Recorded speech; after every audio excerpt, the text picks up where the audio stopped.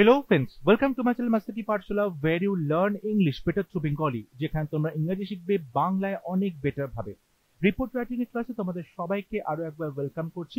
Report writing তোমাদের যে কোনো ডেসক্রিপটিভ ইংলিশ পেপারে খুবই গুরুত্বপূর্ণ ভূমিকা পালন করে। সামনে তোমাদের পিএসসি, মিসলেনিয়াস এবং ক্লার্কশিপের মেইনস পরীক্ষা হতে চলেছে এবং সেখানে অবশ্যই রিপোর্ট রাইটিং খুবই গুরুত্বপূর্ণ টপিক। আমরা আজকে রিপোর্ট রাইটিং এর নতুন একটি টপিক নিয়ে আলোচনা করব এবং এর আগেও রিপোর্ট রাইটিং এ আমরা বিভিন্ন কারেন্ট অ্যাফেয়ার্স এর বিভিন্ন টপিক নিয়ে আলোচনা করা হয়েছে, যেগুলো তোমাদের পরবর্তী যে কোনো পরীক্ষার জন্য খুবই গুরুত্বপূর্ণ হতে চলেছে। তাই প্রত্যেকটা ক্লাস তোমরা ফলো করো এবং অবশ্যই এই টপিকগুলো তোমরা বাড়িতে প্রস্তুত রাখো তোমাদের পরবর্তী পরীক্ষার জন্য। তাহলে শুরু করছি আজকের lesson. Write a report on digital arrest. Digital arrest নিয়ে তোমাকে একটা রিপোর্ট রাইটিং লিখতে বলা হয়েছে।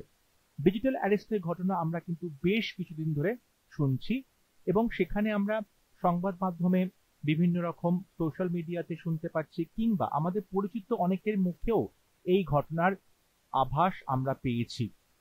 এই ডিজিটাল অ্যারেস্টটা কি জিনিস? আমরা জানি যে পুলিশ তার থানাতে বা জেলখানাতে যারা অপরাধী তাদেরকে অ্যারেস্ট করে রাখে, বন্দি বানিয়ে রাখে, কিন্তু এখানে কোনো রিয়েল লাইফ পুলিশ নয়, রিয়েল লাইফ থানা নয়, জেলখানা নয়। এখানে একজন মানুষকে তার বাড়িতে তার কম্পিউটারের ক্যামেরার সামনে বা ফোনের ক্যামেরার সামনে ভিডিও কলের মাধ্যমে তাকে অ্যারেস্ট করে রাখা হচ্ছে এবং এটাকেই বলা হচ্ছে ডিজিটাল অ্যারেস্ট।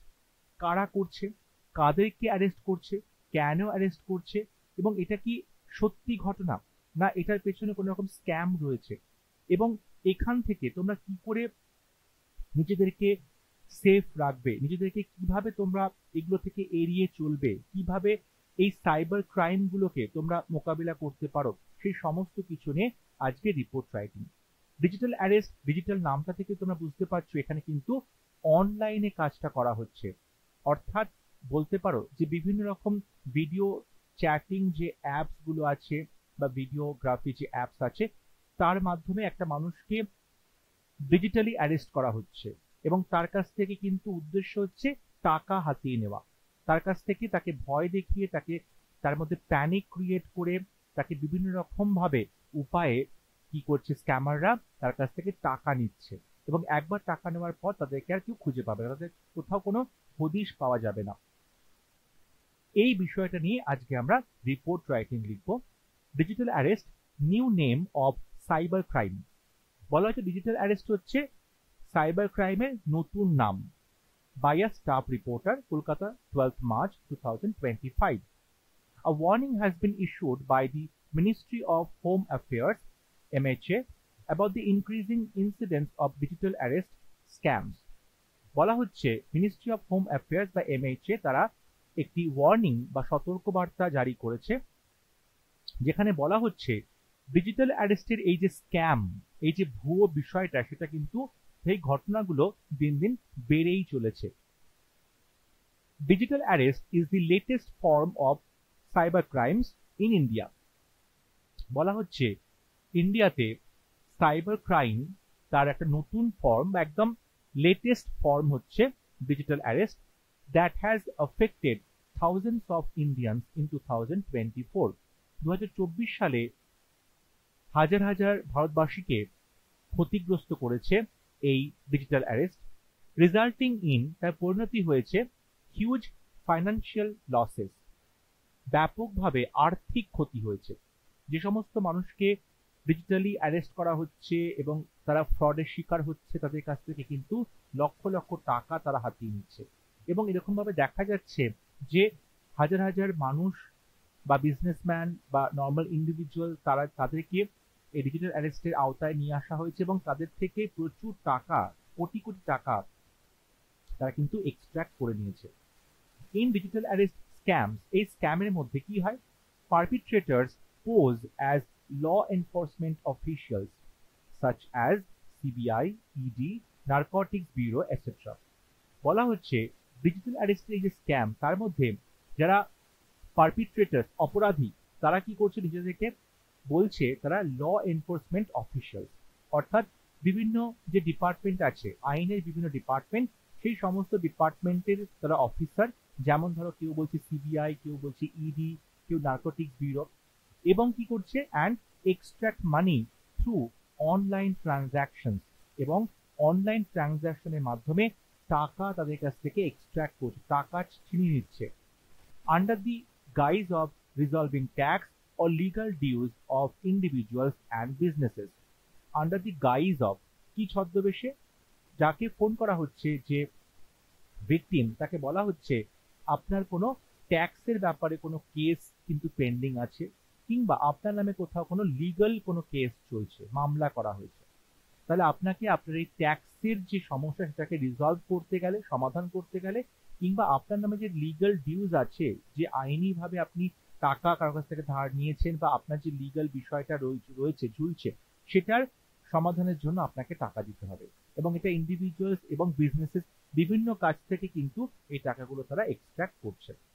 তাহলে স্ক্যামাররা কি করছে, স্ক্যামাররা ফোন করে মানুষকে বলছে যে আপনার নামে কোথাও কোনো লিগাল কেস চলছে, আপনার নামে কোথাও কোনো ট্যাক্স ফাঁকি দেওয়ার বিষয় রয়েছে, এবং এগুলো সমাধান করতে গেলে আপনাকে টাকা দিতে হবে।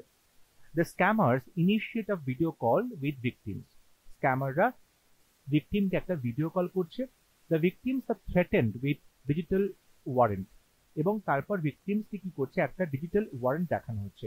ওয়ারেন্ট হচ্ছে একটা সরকারি কাগজ, একটা অফিসিয়াল কাগজ, যেখানে লেখা থাকে কোন ব্যক্তিকে কি অপরাধের জন্য অ্যারেস্ট করা হচ্ছে, গ্রেফতার করা হচ্ছে।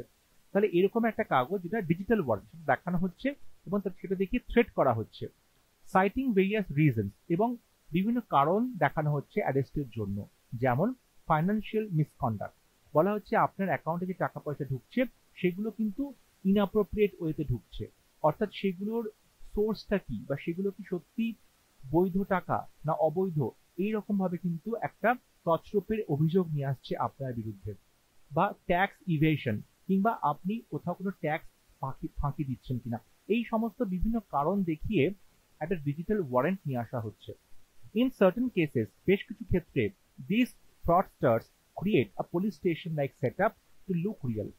এই যে যারা অপরাধী, তারা কি করছে, তারা একটা পুলিশ স্টেশন তৈরি করছে, যে পুলিশ স্টেশনটাকে দেখে মনে হচ্ছে একদম সত্যিকারের পুলিশ স্টেশন, একটা সেট আপ তৈরি করছে, এবং সেখানে ভিডিও কলের মাধ্যমে আপনি দেখতে পাচ্ছেন যে সত্যি পুলিশ স্টেশন থেকে পুলিশ ফোন করে আপনার সাথে কথা বলছে, ঠিক আছে।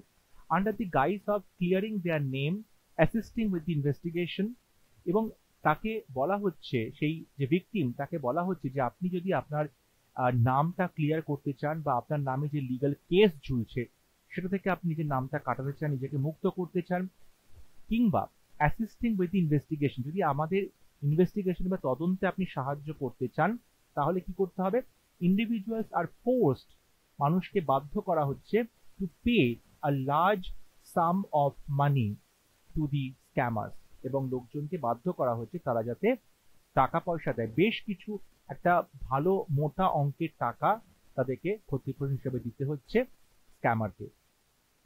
ওয়ান্স ইট ইজ ডান, একবার যখন টাকাটা তারা পেয়ে গেল, this fraudsters vanish into thin air, এই ফ্রডস্টার্সরা তারা কি করছে, হাওয়াতে মিলিয়ে যাচ্ছে। Fear of arrest, threats and panic, এই যে অ্যারেস্ট করে নেওয়া হবে, সে যে ভয় দেখানো হচ্ছে, থ্রেট এবং প্যানিক, তার ফলে যে প্যানিকের সৃষ্টি হচ্ছে। ল্যাক অফ অ্যাওয়ারনেস, মানুষের মধ্যে সচেতনতার অভাব। ল্যাক অফ ডিজিটাল নলেজ, কিংবা মানুষের মধ্যে যে ডিজিটালি নিজেকে যথেষ্ট সবকিছু জানা, অনেকেই স্মার্টফোন ব্যবহার করে, ইন্টারনেট কানেকশন রয়েছে, কিন্তু তারা যে সবকিছু জানে তা কিন্তু নয়। তাই ডিজিটাল নলেজ, বা এখানে বলতে পারো ডিজিটাল লিটারেসি, ডিজিটালি স্বাক্ষর হওয়া, ঠিক আছে, এইটার অভাবের জন্য কি হচ্ছে, মেক ইন্ডিভিজুয়ালস, এই কারণগুলো কোনো মানুষকে তৈরি করছে ভালনারেবল টু সাচ স্ক্যামস, তারা খুব সহজেই এই ধরনের প্রতারণার শিকার হচ্ছে।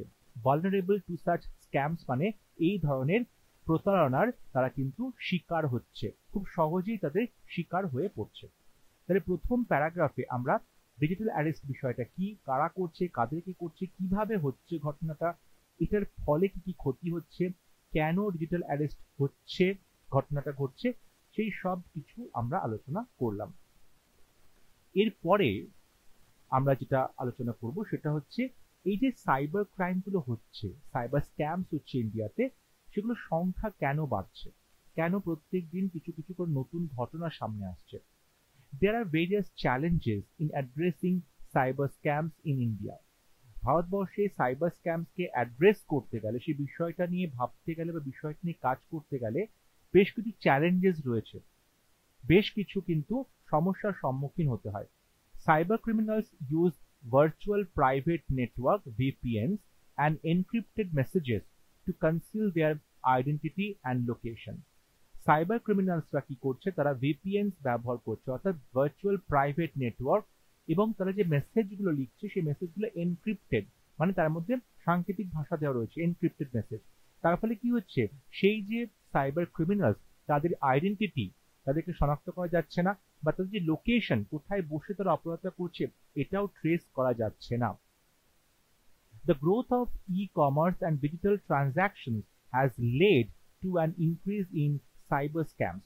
এই যে ই-কমার্স, অর্থাৎ ইলেকট্রনিক মাধ্যমে যে কমার্স হচ্ছে, বিজনেস হচ্ছে, তার ফলে এটা যে এত বৃদ্ধি, বিভিন্ন আমরা অনলাইন প্ল্যাটফর্মে বিভিন্ন জিনিসপত্র কিনছি এবং তার জন্য যে ডিজিটাল ট্রানজাকশন করতে হচ্ছে, এর ফলে কি হয়েছে, এই রকম সাইবার অপরাধের সংখ্যা অনেকটাই বেড়ে গেছে। They have no geographical boundaries. এবং আরেকটা বিষয়, এই যে অপরাধগুলো হচ্ছে সাইবার ক্রাইমস, তার কিন্তু কোনো ভৌগোলিক সীমারেখা নেই। অর্থাৎ বাইরের দেশে বসে কোনো মানুষ চাইলে ইন্ডিয়াতেও কিন্তু কোনো সাইবার ক্রাইম ঘটাতে পারে।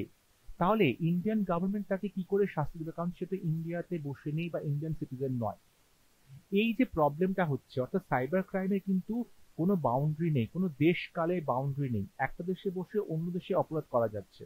তার ফলে কি হচ্ছে, হুইচ মেক ইট ডিফিকাল্ট, এই ঘটনাটা অনেক বেশি কঠিন বানিয়ে দেয়, অনেক বেশি প্রবলেম ক্রিয়েট করে ফর লোকাল ল এনফোর্সমেন্ট, অর্থাৎ স্থানীয় যারা পুলিশ রয়েছে, প্রশাসন রয়েছে, তাদের ক্ষেত্রে অনেক ডিফিকাল্ট হয়ে যায় টু টেক অ্যাকশন, কোনো রকম কোনো পদক্ষেপ গ্রহণ করতে অপরাধীদের বিরুদ্ধে। এবং লাস্টে যে প্যারাগ্রাফ, সেখানে আমরা আলোচনা করব সলিউশনটা কি করে হতে পারে, ডিজিটাল অ্যারেস্টের ঘটনাগুলো আমরা কি করে এড়াতে পারি, কি করে আমরা সচেতন থাকতে পারি।